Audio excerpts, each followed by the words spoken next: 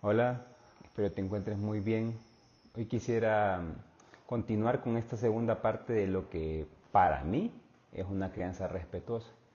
Y te quiero hablar de una vivencia que me pasó, la verdad me pasó. Yo tengo tres hijos, dos son niñas, las dos primeras. Con mi primera hija yo generé ciertos cambios. Yo dije voy a cambiar porque me di cuenta que yo estaba muy preocupado en aquel momento por lo que yo venía haciendo a lo largo de mi vida y dije yo no quiero que a mi hija le toque un patán como probablemente fui yo.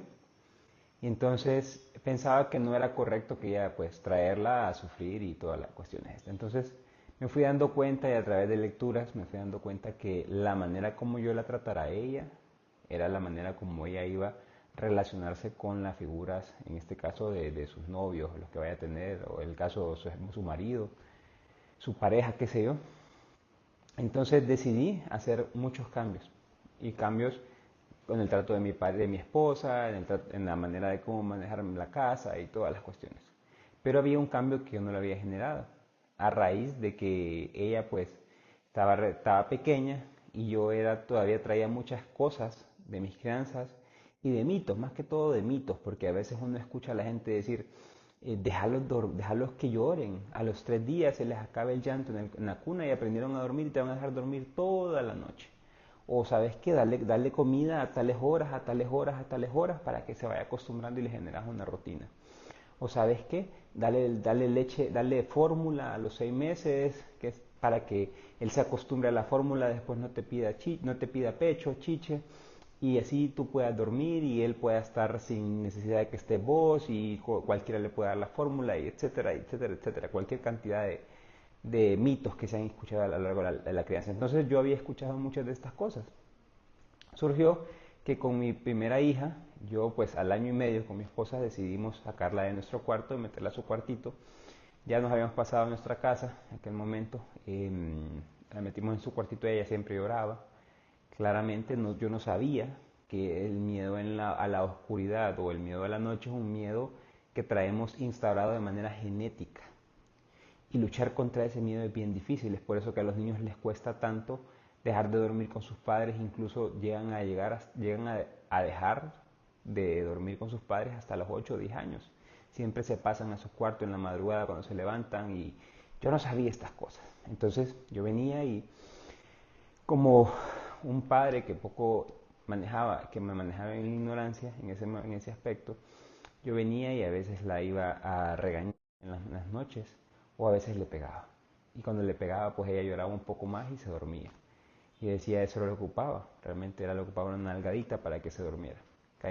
Reitero, me duele en el corazón contar esto porque es duro.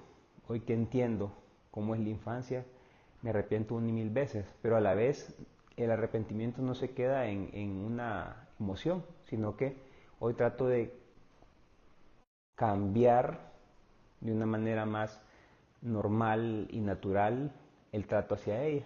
Entonces tratamos de mejorar todo lo malo que hicimos, lo estoy corrigiendo día a día. Es un esfuerzo muy grande, pero está dando frutos y eso me alegra. Cuando nace mi segunda hija, esta fue totalmente diferente. Ahí fue donde yo entendí que nuestros hijos son los maestros, son nuestros maestros. Cuando nace mi segunda hija, yo pienso funcionar casi que igual. A diferencia de que esta tenía muchas rabietas, muchos llantos desconsolados. Bueno, todavía los tiene, ya casi 4 años y todavía es, como lo dije en el video pasado, es un cúmulo de llanto. Yo no sabía y comencé a actuar casi que similar con lo que hacía con mi primera hija. A diferencia de que esta no paraba de llorar. Es más, se cachimbaba más. O sea, se agarraba unas cóleras todavía más duras. Yo decía, esta niña la puedo macanear y nunca va a dejar de llorar. Ahí fue donde mi cabeza hizo un clic. Y junto con mi esposa, porque yo le decía a mi esposa, esto no puede ser, no puede ser, hay algo, hay que buscar, porque esta niña tiene tantas rabietas y porque cuando la voy a dormir no hace lo mismo que hacía la primera. Entonces, ahí fue donde descubrimos unos cursos de unos españoles, de unos psicólogos españoles sobre las rabietas y nos adentramos. Y ahí fue interesante darme cuenta cómo funcionaba el cerebro. Fue como una pasión para mí encontrar el funcionamiento del cerebro del niño. empecé a comprender mejor a mi hija, a la vez darme cuenta de los errores que había cometido con mi hija mayor.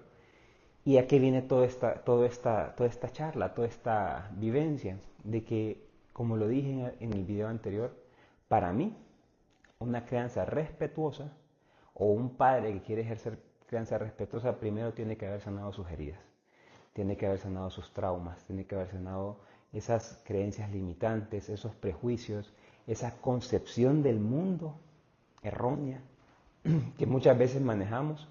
Entonces, para mí, ese es el padre que tiene que trabajar bajo una filosofía respetuosa, el que se ha sanado. Y miren qué hermosa es la naturaleza. Miren, unos dirán, miren qué hermoso es Dios, y está bien. Y es que esa oportunidad de cambiar, de sanar, se viene dada con la crianza de nuestros hijos. Es increíble cómo ellos vienen a enseñarnos, cómo vienen a ser nuestro reflejo, para darnos cuenta todo lo mal que hemos actuado, para darnos cuenta en qué personaje nos hemos convertido, porque realmente eso es un personaje, esa no es nuestra vida, no es nuestra manera de ser, es un personaje que nos hemos tragado. Y muchas veces decimos, no es que yo así soy, no es que yo así nací, el que me quiera que me aguante. No, no es así. Eso es el ego, ese es un ego hijo de puta que está ahí insistiendo todo el tiempo y te quiere mantener ahí. Entonces, ahí con la crianza de mis hijas me fui dando cuenta y fui encontrando muchos traumas que yo traía, muchos problemas que yo traía no solo por la crianza de mis padres, sino por mi figura de autoridad, porque están mis tíos, mis abuelos, incluso mis compañeros. Yo le contaba a mi hija del bullying que en aquel momento sufría. Muchas cosas. Y con ellas yo fui sanándome al punto tal que descubrí la libertad y la felicidad. Y yo creo que son los dos grandes objetivos del ser humano. Cuando tú encuentras tu libertad y tu felicidad, encuentras el propósito de esta vida. Encuentras a qué has venido a esta vida. Y ahí fue donde yo descubrí la pasión que me lleva a mí hoy a estar hablando ante ustedes por estos medios. Porque antes, pues yo era predicador, pero yo siempre entendía que el amor era lo único que podía cambiar las sociedades. Y alguien me dijo una vez, sí, pero la manera como habla, como ama el de la montaña es diferente a la que ama usted, me decía, por dar un ejemplo. Porque aquel dice amar a su esposa, pero le es infiel, le pega, la golpea, la trata mal, la dignidad por el suelo, pero él dice que la ama. Incluso nos vamos a las cárceles y todos los que han matado a sus mujeres, ellos dicen que la amaban. Ajá, y entonces, ¿cuál es el amor? Y en esa búsqueda de querer encontrar cómo cambiar sociedades, no es que me la tire de ahí de filósofo, pero descubrí algo que decía María Montessori. Pero antes ya mucha gente lo había dicho y el Maestro Jesús también lo repetía y lo decía. Que la mayor cantidad de problemas se puede resolver desde la infancia. Pero hay algo que Jesús dijo y a mí me encanta, y es que solo siendo como niños se puede entrar al reino de Dios. Y ahí fue donde yo descubrí todo. Poniéndome en los zapatos de mis hijos es como yo vuelvo a ser y vuelvo a tener libertad y felicidad. Entonces, ya para ir cerrando esta charla, dice mi suegro, el que no cambia con un hijo no va a cambiar con nada. Y es que es así. Nuestros hijos son nuestros mayores espejos para mostrarnos nuestras deficiencias, nuestras falencias. Si a ti te molesta algo del niño, que llore mucho, que te pregunte mucho, que no te deje descansar, realmente no es el niño el que tiene el problema, eres tú. Y esa es la tarea. Pregúntate cuando lo escucho llorando, ¿por qué me molesta el llanto? Puede ser que estés acompañado y te moleste que llore porque van a decir, esa niña, esa muchacha, esta mamá o este papá no controla a su hijo, no lo educa, como me dijo una señora, una familiar una vez, me dijo con mi segunda hija.